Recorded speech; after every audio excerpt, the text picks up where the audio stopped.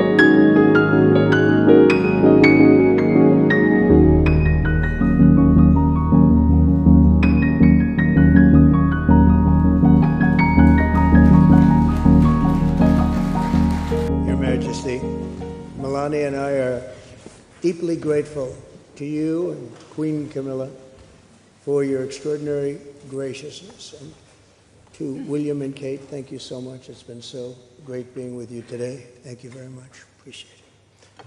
It's a singular privilege to be the first American president welcomed here. And if you think about it, it's a lot of presidents, and this was the second state visit. And that's the first, and maybe that's going to be the last time. I hope it is, actually. But this is truly one of the highest honors of my life. Such respect for you and such respect for your country. For many decades, His Majesty the King has epitomized the fortitude, nobility, and the spirit of the British monarchy and the British people. He's dedicated himself to preserving the glory and unique character of this kingdom, restoring life to the rivers and streams, supporting the works of its artists and composers, planting trees and gardens in its countryside. And I just visited one of the most beautiful I've ever seen that you just completed, and protecting the architectural integrity of cities, villages, and towns. He has uplifted the poor, cared for rural farmers, and tended to wounded veterans like nobody else.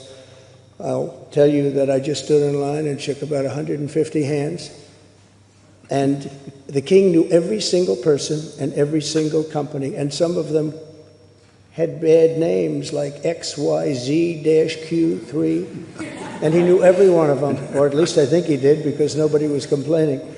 I was very impressed with that.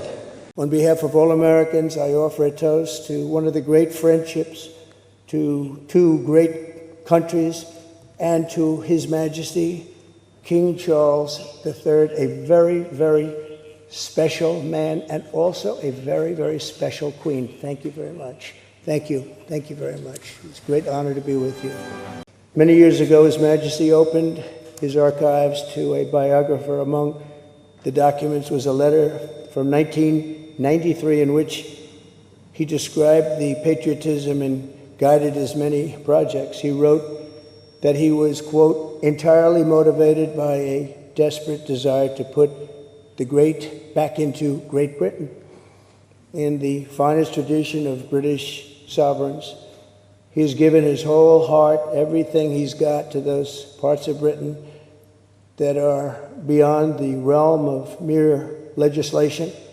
It's not easy, but which define its essence and its virtue, its harmony and its soul. It's an amazing calling, and there's nobody that's answered that calling. like you have. A fifth of all of humanity speaks, writes, thinks, and prays in the language born on these isles and perfected in the pages of Shakespeare and Dickens and Tolkien, and Lewis, Orwell, and Kipling. Incredible people, unbelievable people like we have rarely seen before, probably won't see again. The lion-hearted people of this kingdom defeated Napoleon, unleashed the Industrial Revolution, destroyed slavery, and defended civilization in the darkest days of fascism and communism. The British gave the world the Magna Carta, the modern parliament, and Francis Bacon's scientific method. They gave us the works of Locke, and Hobbes, Smith, and Burke, Newton, and Blackstone. The legal, intellectual, cultural, and political traditions of this kingdom have been among the highest achievements of mankind. There's really never been anything like it. The British Empire laid the foundations of law, liberty, free speech, and individual rights virtually everywhere the Union Jack has ever flown, including a place called America. You know that place very well, don't you?